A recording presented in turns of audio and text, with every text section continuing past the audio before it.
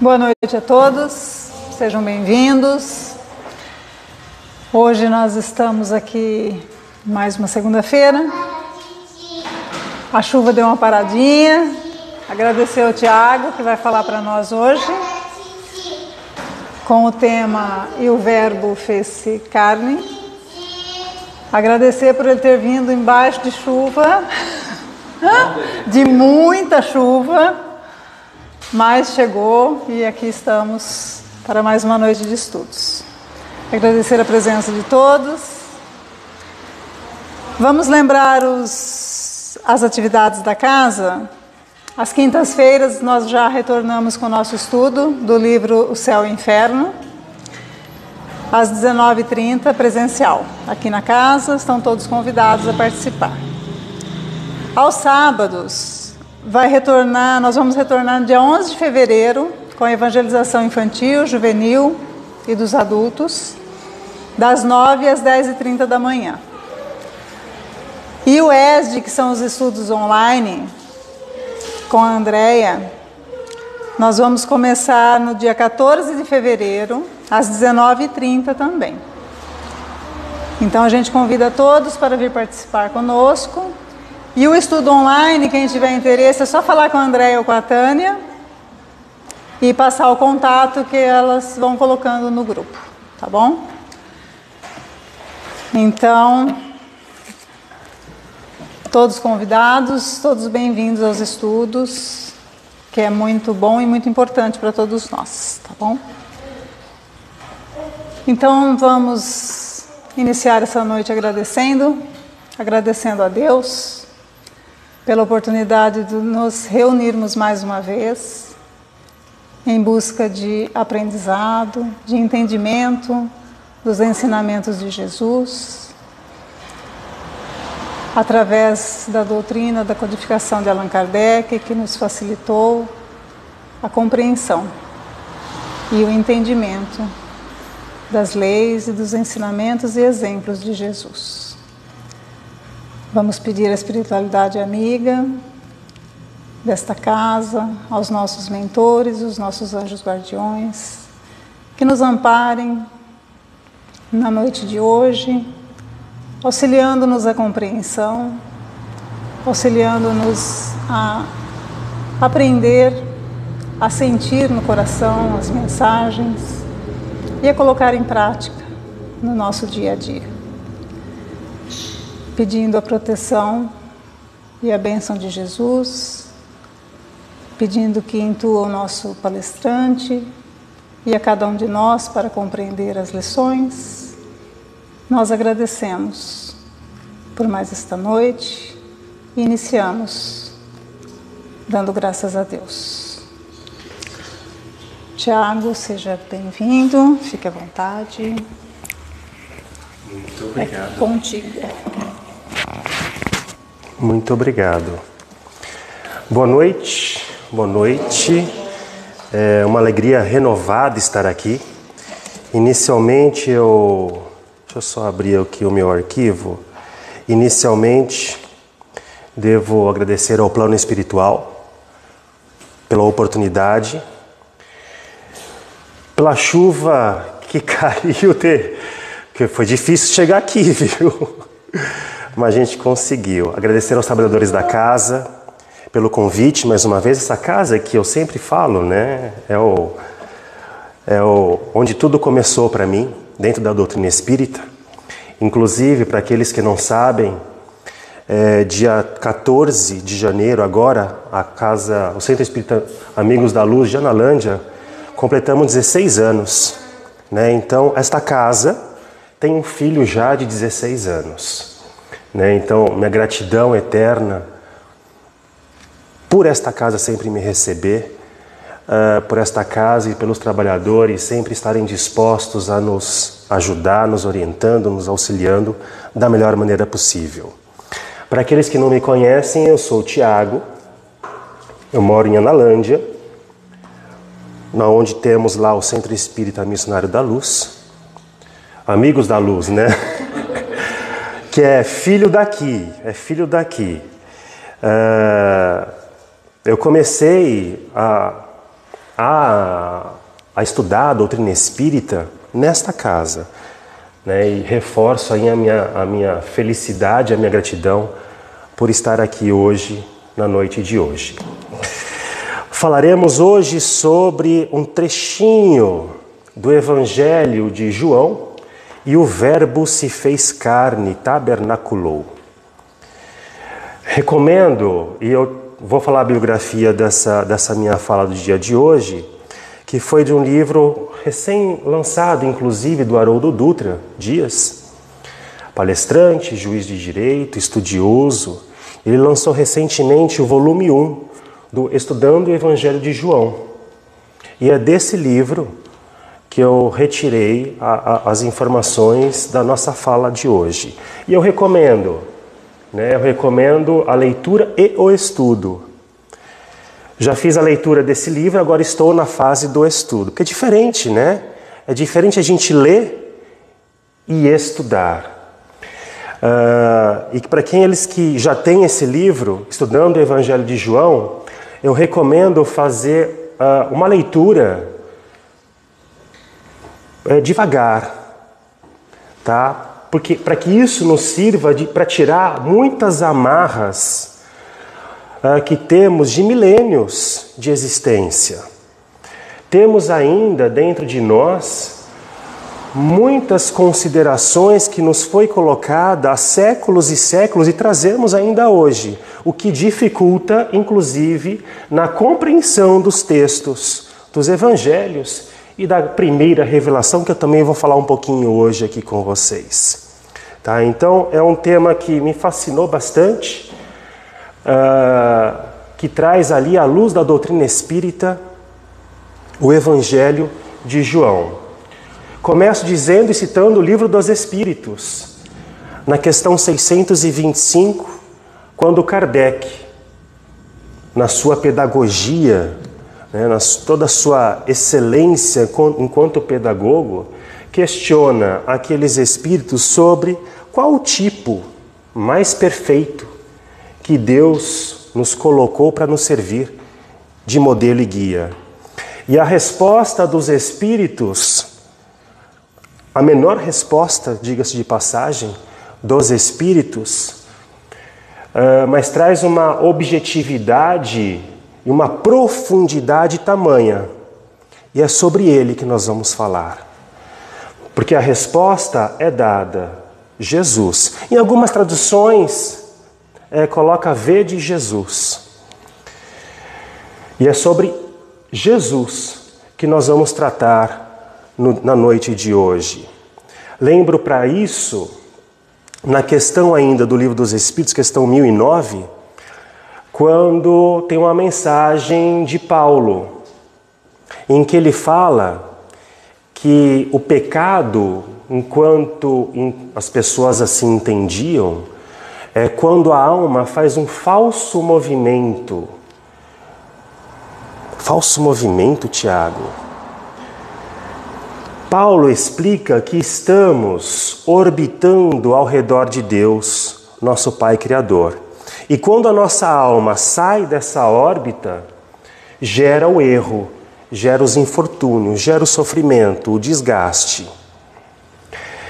E trazendo a questão 625, como Jesus sendo nosso modelo e guia, temos Jesus para nos trazer sempre de volta a essa órbita, a esse movimento ao redor de Deus, a esse movimento ao redor do nosso Pai.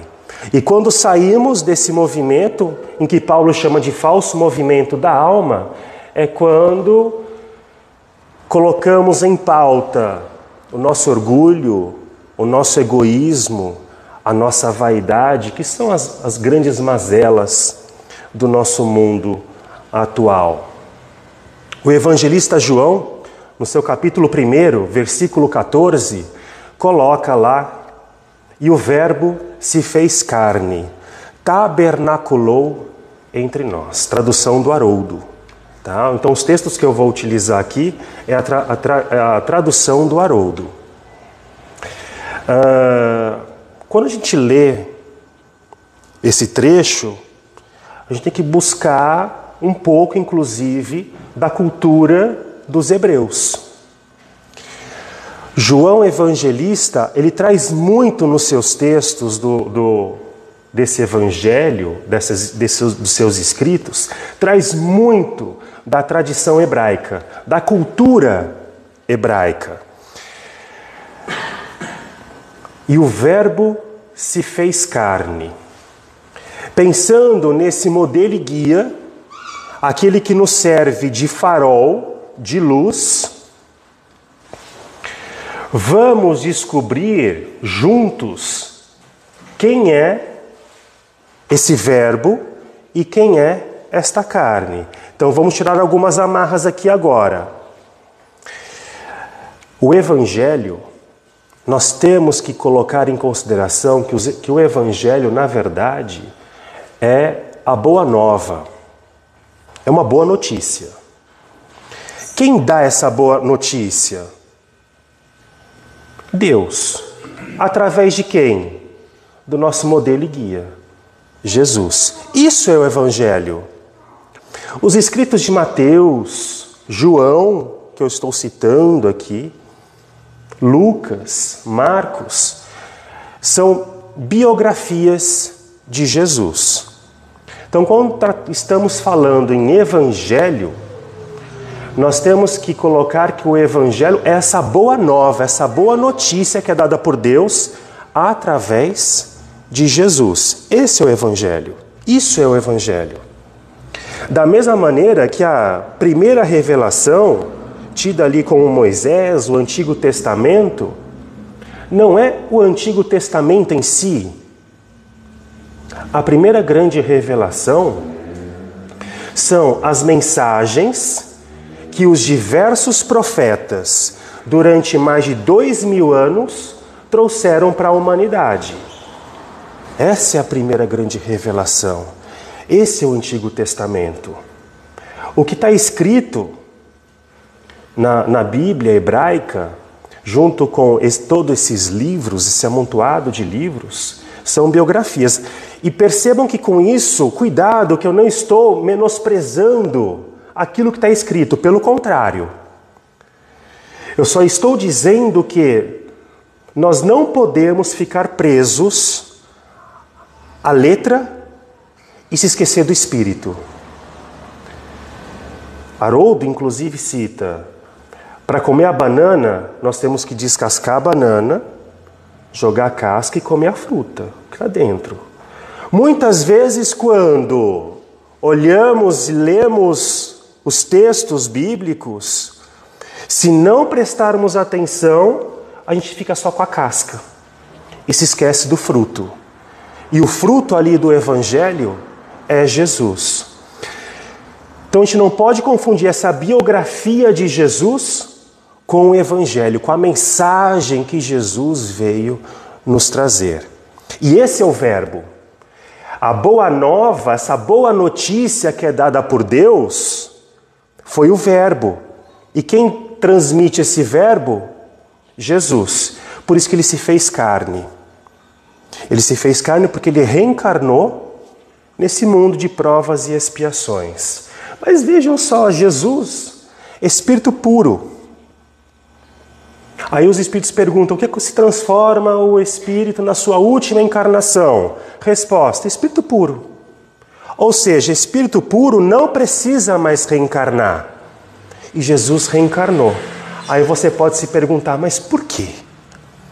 Por que Jesus, sendo um Espírito puro, segundo a Revista Espírita de 1868 de fevereiro, coloca Jesus ali na faixa crística, os Cristos planetários, colocando ele como o puro dos puros, se assim podemos colocar. Mesmo assim ele veio e reencarnou, por renúncia, por amor, para nos servir de modelo e guia, para nos mostrar que estamos muitas vezes em órbita errada e fala: vem cá, é assim que é para você se comportar, é assim que é para ser.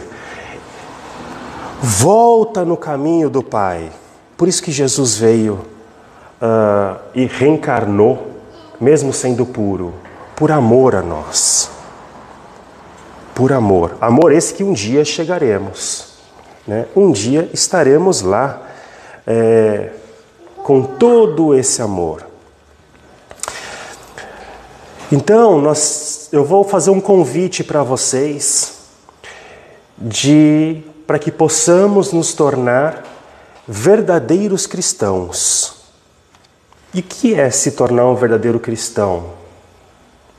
Aí eu vou buscar em Paulo, quando ele explica o que era ser cristão para ele.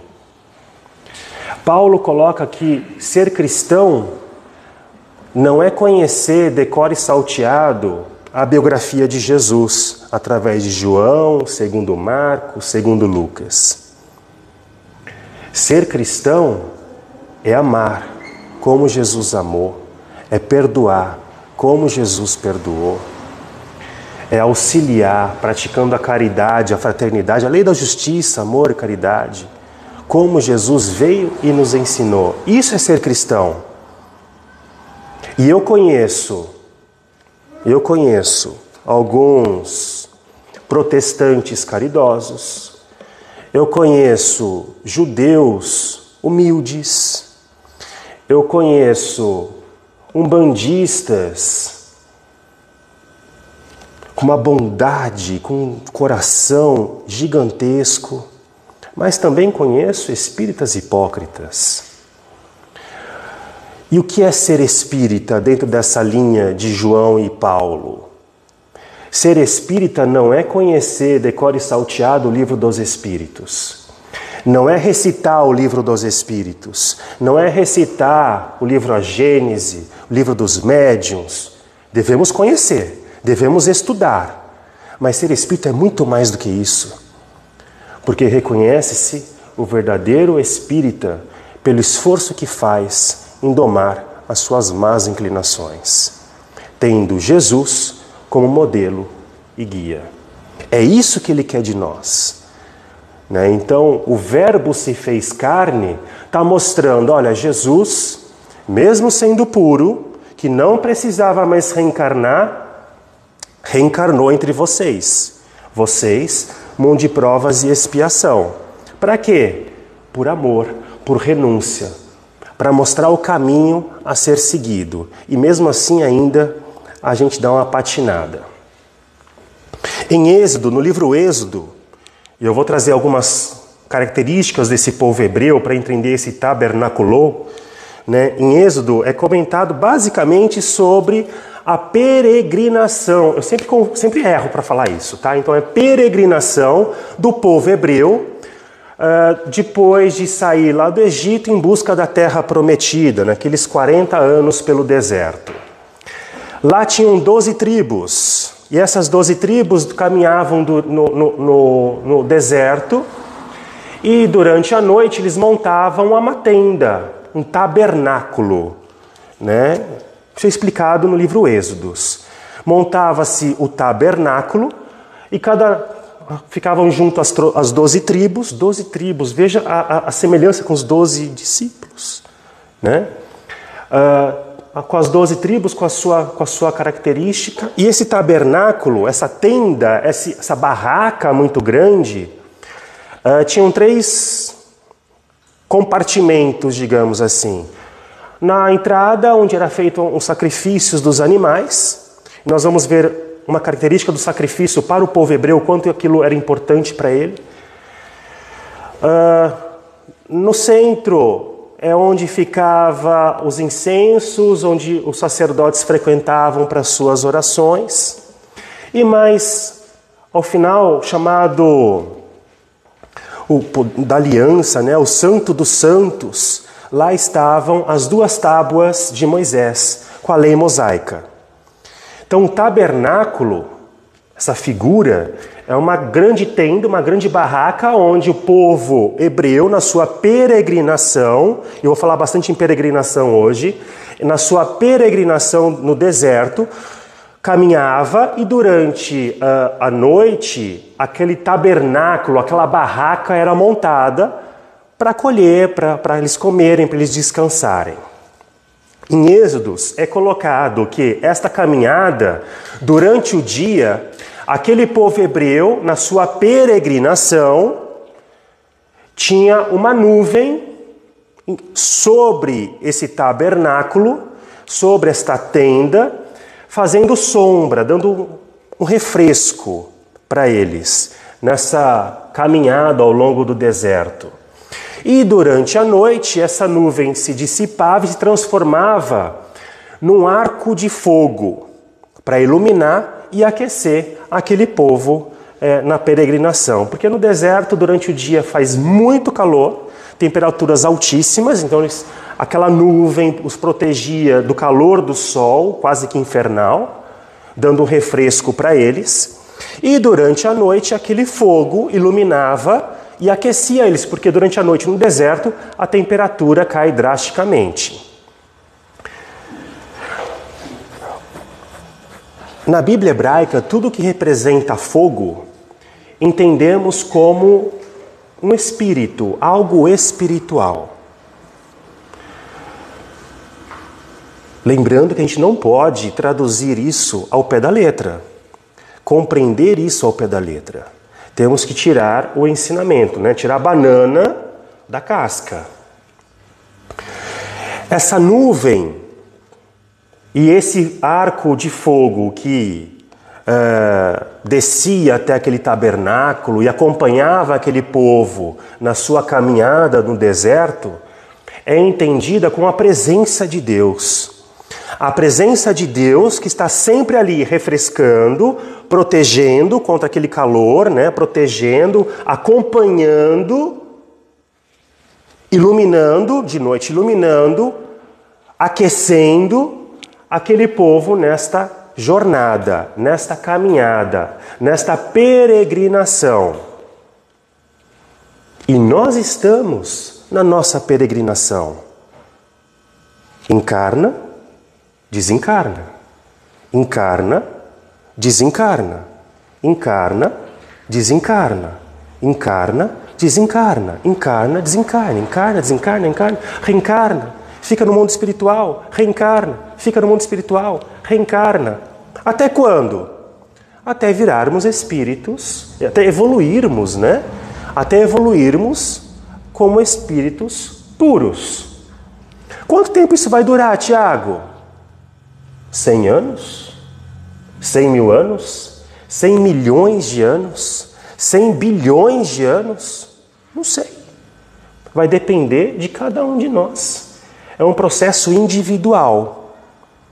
Aí quando eu falo em 100 bilhões de anos, outro dia estudando lá em Nalândia, no grupo de mediunidade estávamos estudando e eu citei isso. Da nossa evolução em 100... vamos chegar a estado de espírito puro daqui 100 bilhões de anos. Daí, nossa, é depressivo isso. 100 bilhões de anos? Tá, mas o que são 100 bilhões de anos frente à eternidade? Não é nada. Não é nada. Eu chego a 100 milhões, você chega a 100 mil, porque você se esforçou mais. Você teve mais vontade de domar as suas más inclinações. Eu ainda estou um pouco mais preguiçoso, então vou demorar um pouco mais.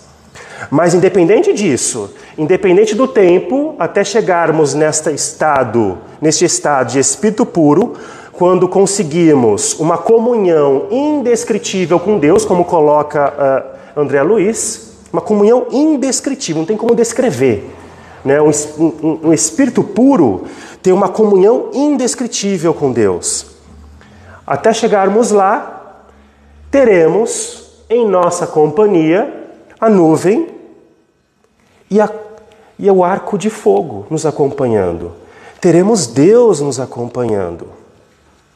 Tanto é que quando os espíritos perguntam onde estão gravadas as leis de Deus, os espíritos não respondem, está na tábua lá de Moisés, está escrito lá na tábua de Moisés. Não escreve, está na Bíblia hebraica, está no livro dos ateus, está no Evangelho segundo o Espiritismo. Não escreve isso. Está no livro dos Espíritos. Não escreve isso. Não está falado, em nenhum momento é falado isso. Está escrito onde a lei de Deus? Na consciência. Ou seja, Deus está sempre nos acompanhando. Estamos mergulhados nesse oceano formado por Deus. Está ficando claro? Então esse tabernáculo é uma tenda e vai acompanhando aquele povo na peregrinação. Jesus se fez carne, falou, exemplificou, agiu conforme Deus assim o queria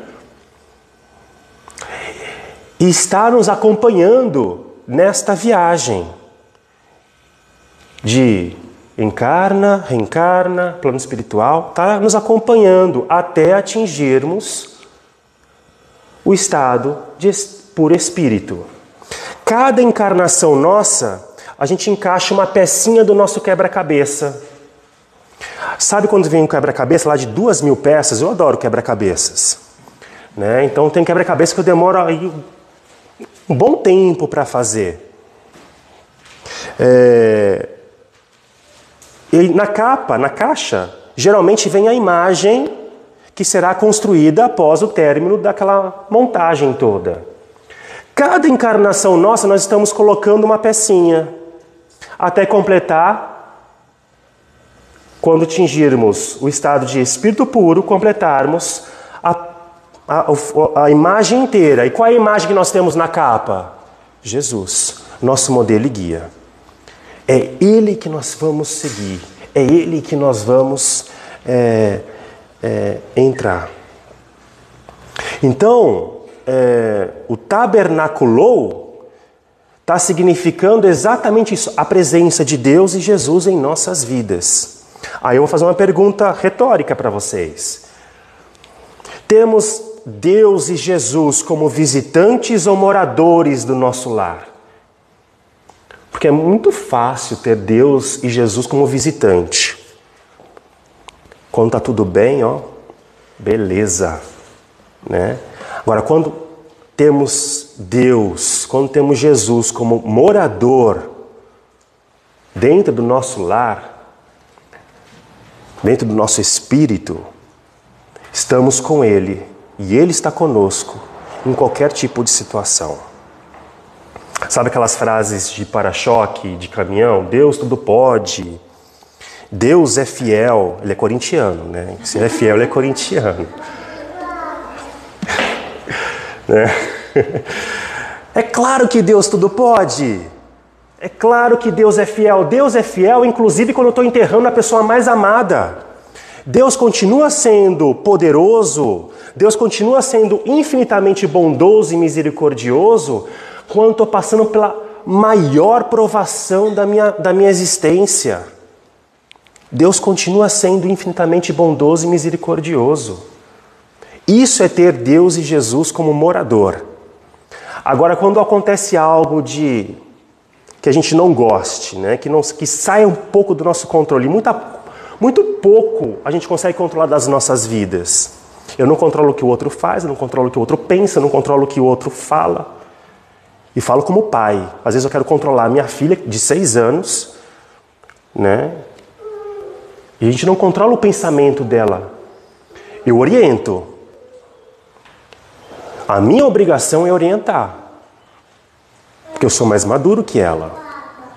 Se ela estiver em cima de um prédio do 20º andar, uma criança de 2 anos, em cima de um prédio do 20º andar, e essa criança de 2 anos está na janela, pronta para se jogar como se fosse um super-homem, quer voar.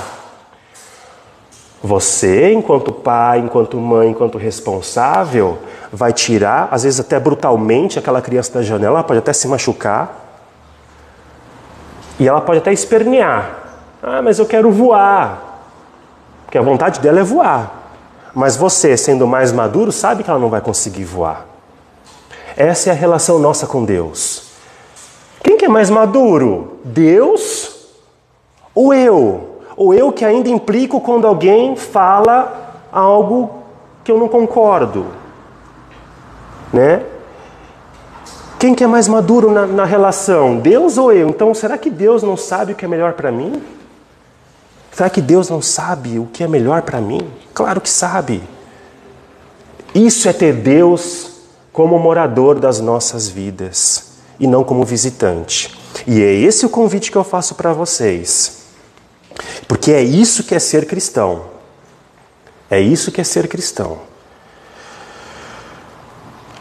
Opa, falei um monte de coisa que estava aqui já. Mais para frente, o evangelista João, na verdade, quando João Batista, né, que foi o último dos profetas, João Batista foi o clímax ali, considera o clímax do Antigo Testamento, porque ele foi que anunciou Jesus, né, anunciou o Messias. E João Batista, no começo dessa apresentação de Jesus, lá vem, né?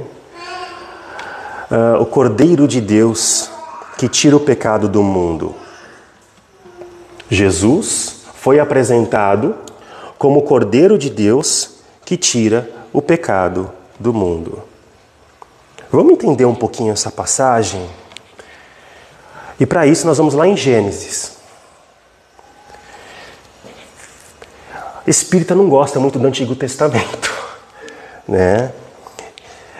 Não sei porquê, né? É que nós temos que estudar o Antigo Testamento conhecendo a cultura dos hebreus, né? Então, para compreender o que significa o que está escrito, nós temos que dar uma estudada na cultura, nas tradições dos hebreus. Eu sou CDF, tá? Eu adoro estudar. Fiz física, pô. Tem que gostar, né? Eu adoro estudar. E estudar espiritismo é tudo de bom. Eu adoro estudar em grupo, assim. Eu acho que é uma oportunidade única, né, quando a casa espírita abre a porta para que possamos estudar as leis de Deus. Porque eu enxergo assim, daí você vai enxergar assim, você vai enxergar assim, vamos entrar numa amplitude, né? Então, assim, é um convite que eu faço que dias? Quintas. Que horas? 19h30. Quinta-feira, 19h30. Lá em Analândia a gente faz o estudo do Livro dos Espíritos, na quarta-feira, às 20 horas. E o estudo da mediunidade, só que daí é um grupo fechado, tá? Na quinta-feira também, às 20 horas. Estudar é tão bom, gente, né? E quando a gente começa a perceber que aquilo que estava escrito no Antigo Testamento, no Novo Testamento, nos Evangelhos, não é um bicho de 7 cabeças, porque a gente entendeu e falou, nossa, olha como é lindo, como é lindo. E a doutrina espírita vai fazendo muito mais sentido, né? Muito mais sentido. Então, o convite para o estudo é muito importante. Espíritas, amai-vos e instruí-vos. Tá? A gente tem que estudar, gente. Tá? E eu sou suspeito que eu pego muito no pé lá em Analândia por conta disso. Eu sou muito chato, talvez por ser CDF. Tá? Mas é uma coisa que me dá muito prazer. O conhecer me dá muito prazer. Né? E o compartilhar me dá muito prazer. Essa replicabilidade, né, me dá muito prazer. Porque o primeiro, quando eu estou aqui falando, o primeiro que ouve é aquele que está falando, sou eu mesmo. Então, para eu estar aqui falando, eu tive que estudar. E eu adoro isso, esse movimento de estudar. Eu falei, nossa, olha que coisa linda. Tudo se encaixa, né? Bom, vamos lá. Em Gênesis, Abraão escutou a voz de Deus dizendo, olha, Abraão, você vai sacrificar o seu filho Isaque. Para isso, você vai subir no monte e lá você vai matar ele, você vai sacrificá-lo. Abraão falou, puxa vida, eu vou ter que matar meu filho. Ficou todo apreensivo. Mas ele fez. Pegou Isaque e falou, Isaque, vamos comigo até lá em cima do monte. Chegou lá em cima, o Abraão escutou a voz de Deus. Olha, é só um teste. Você não vai sacrificar o seu filho Isaque. Mas está vendo esse cordeiro que está aí, amarrado numa flor cheia de espinhos? Olha só, a flor cheia de espinhos, mas um espinheiro. Quando Jesus foi crucificado, colocaram uma coroa do que nele mesmo? De espinhos. Né? Você está vendo esse cordeiro que está amarrado aí, nesse espinheiro? Muito bem, é ele que você vai sacrificar, porque ele é a ovelha mais negra, o cordeiro mais velho da família. Na Páscoa hebraica, tem os hebreus, né, os judeus ali, o povo hebreu tinha alguns costumes. Na Páscoa, o que eles faziam? Eles sacrificavam o cordeiro. O sangue do cordeiro eles passavam nas portas das casas para que o anjo da morte não viesse matar o filho mais velho daquela família. Esse era o objetivo. Então a Páscoa, uma das festividades da Páscoa, né, era esse o costume dos hebreus. E o que eles comemoravam? A sua libertação, né, da escravidão do Egito. Por isso que Pôncio Pilatos, naquele momento de Páscoa, tendo esse costume da libertação, ele libertava sempre um preso. E aí Pôncio Pilatos foi lá e perguntou: quem que eu solto, Barrabás ou Jesus? Barrabás era um zelote. Tá? Zelote era um grupo de pessoas, de revolucionários, que lutavam, inclusive com violência, para a libertação do povo do domínio romano. E muitas pessoas achavam que Jesus estava vindo com essa característica de libertação do domínio romano. Aí quando o Pôncio Pilatos pergunta, só um parêntese aqui, tá? Quando Pôncio Pilatos pergunta, para quem que vocês querem que eu solte? Barrabás, o zelote, ou Jesus? O sumo sacerdote Caifás fez um trabalho ali que o tempo não permite colocar, mas eu posso explicar em uma outra oportunidade. Quando eu falo, tem uma palestra que fala do julgamento de Jesus, que eu explico direitinho como é que foi. E nesse momento, o Caifás convenceu aquele povo de que Jesus seria prejudicial se fosse liberto. Então eles escolheram o Barrabás. Essas duas características da Páscoa hebraica aconteciam. Então o sacrifício do cordeiro mais velho, passar o sangue na porta, para que a família fosse salva de não ter o filho mais velho morto pelo anjo da morte, segundo a tradição hebraica, e essa festa da libertação. Jesus, Cordeiro de Deus, que vem tirar o pecado do mundo. Qual o significado disso, Tiago? Jesus é o filho mais velho. Ele não foi o mais puro que aqui esteve? O mais perfeito que aqui esteve? Então Jesus é o filho mais velho de Deus. Nós também somos filhos, mais novos, mais imaturos, ainda em processo de crescimento. Quem era sacrificado na cultura hebraica dos hebreus era o cordeiro mais velho daquele rebanho. Jesus, o filho mais velho. O cordeiro, lá na Gênesis, com Abraão e Isaque, estava amarrado num espinheiro.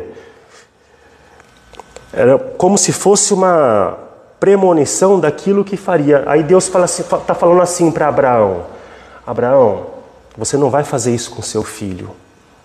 Eu vou fazer isso com meu filho.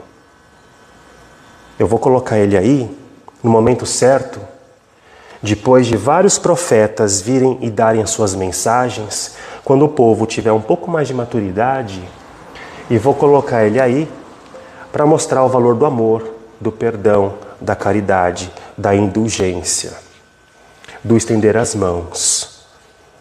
E ele será sacrificado. Porque muitos não vão entender a mensagem dele. Aliás, em pleno 2023, muitos continuam não entendendo a mensagem dele. Aí hoje, né, um pouco antes de vir para cá, estava chovendo muito. Gente, estava chovendo muito em Analândia. Quando eu falo chovendo muito, estava chovendo muito. Não era pouco, não. Aí eu fui me despedir da minha filha.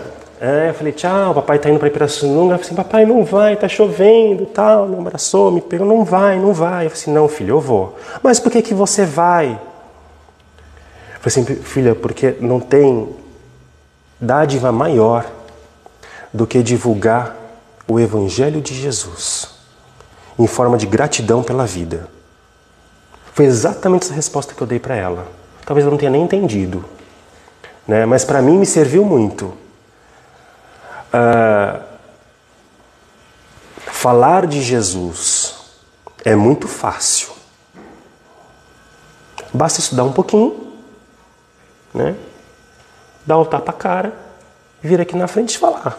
É muito fácil falar. Tiago, por que você fala? Para um dia eu conseguir fazer. Um dia, quando eu for testado e provado, eu conseguir aplicar aquilo que Jesus veio me ensinar. Jesus me tira do pecado, porque ele, sendo modelo e guia, ele me coloca no caminho correto de Deus. Assim, Tiago, volta para o caminho. Eu tenho um canal no YouTube, Tiago Calegari, fazer um merchan. Posso fazer um merchan? Né, Tiago Calegari. E eu lanço todas as semanas vídeo falando de espiritismo. Atualmente tenho mais de 250 vídeos lá. Todo domingo eu estou lançando um vídeo sobre espiritismo. Um vídeo curto, de 4 minutos, a média. Tiago, por que você faz isso? Para divulgar o espiritismo, mas mais do que isso, para eu estar sempre me lembrando e me forçando a fazer aquilo que eu estou falando no vídeo. Então eu estou sempre, a hora que vem alguma coisa assim para fazer de errado, e as oportunidades são muitas, não são poucas, vai ser, mas Tiago, você vai fazer isso e aquilo que você está falando. Citando o Haroldo novamente, ele conta que um dia ele estava no trânsito em Belo Horizonte, onde ele mora. Atrás do carro estava o filho dele. E no trânsito, um carro fechou ele. Haroldo começou a abrir a janela, veio o ímpeto de, lançar palavras um pouco dóceis a respeito da pessoa que fechou ele. Aí o filho dele pegou e falou assim, o pai está nervoso? E se ele escutar a sua palestra? E se ele for um daqueles que escuta a sua palestra? Pensou que feio, né? Né? Então, o objetivo que eu fiz ao canal e o objetivo de eu estar falando aqui para vocês é muito mais para mim. Eu ainda estou preso a tanta coisa ruim, né? Ainda tenho tantas más inclinações a vencer. Então, estar aqui é uma grande oportunidade de eu falar, Tiago, olha o que você está fazendo. Se você está falando que Jesus é modelo e guia, por que você não faz como Jesus? Por que você ainda aponta o dedo? Só porque aquela pessoa não pensa como você? Nós vimos isso muito recentemente com as eleições. Famílias desfeitas. 2 tios meus pararam de se falar. Porque um era X, outro era Y, pararam de se falar. Não se falam. Né? 2 irmãos que viveram ali os 2 têm mais de 70 anos. E em outubro, enfim, vocês podem imaginar. Né? Vocês podem imaginar. Porque um ia votar em X, o outro ia votar em Y e acabaram se desfazendo. E quando eu me meti para tentar fazer o meio de campo, eu levei também. Eu vou ficar quieto, porque a melhor resposta, muitas vezes, é no silêncio do bom trabalho. Né? Então, muitas vezes, a gente não tem que falar, a gente não tem que apontar, a gente não tem que criticar, a gente não tem que Vamos continuar fazendo o nosso trabalho pelo bem, para o bem, com o bem. Essa é a nossa melhor resposta sempre. Então, quando alguém nos atacar, quando alguém nos ferir, quando alguém nos injuriar, a melhor resposta é no silêncio do bom trabalho, pelo bem, para o bem e com o bem. Isso é ter Jesus e Deus como morador em nossas vidas. Finalizo com um trechinho curto de uma mensagem de Bezerra de Menezes, que foi psicografado por Divaldo Pereira Franco. O texto é o título da mensagem é Unificação. Em determinado momento do trecho, que é extenso, eu só vou ler 5 linhas aqui. Bezerra de Menezes fala assim: somente aqui na vida espiritual vim aprender que a cruz de Cristo era uma estaca que ele, o mestre, fincava no chão para levantar o mundo novo e para dizer-nos em todos os tempos que nada se faz de útil e bom sem sacrifícios, morreu nela. Espezinhado, batido, enterrou-a no solo, revelando-nos que esse é o nosso caminho, o caminho de quem constrói para cima, de quem mira os continentes do alto. Então Jesus veio aqui e fincou a sua estaca no chão, mostrando, é isso e é assim que vocês devem proceder. Você vai fazer ou não? Escolha sua. Então, se você estiver passando por um momento de crise familiar, crise de relacionamentos com seus pais, com seus irmãos, com os filhos, segura em Jesus, porque Ele já passou por isso. Se você recentemente enterrou um ser amado e a saudade está corroendo o seu espírito, segura em Jesus, porque Ele já passou por isso. Se você está com problemas financeiros, sem saber se vai ter dinheiro para comprar o que comer no dia de amanhã, segura em Jesus, que Ele já passou por isso. Se você ou algum ser amado está atravessando momentos de dores físicas, acamado, hospitalizado, segura em Jesus, que Ele já passou por isso. Jesus era Jesus na formação da Terra há mais de 6 bilhões de anos.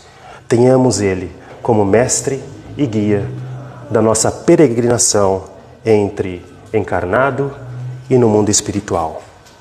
Pela sua paciência, pela sua hospitalidade, o meu profundo agradecimento. E que se eu disse algo contrário a Jesus e a Kardec, fique com eles, que eles são muito mais confiáveis do que eu mesmo. Muito obrigado.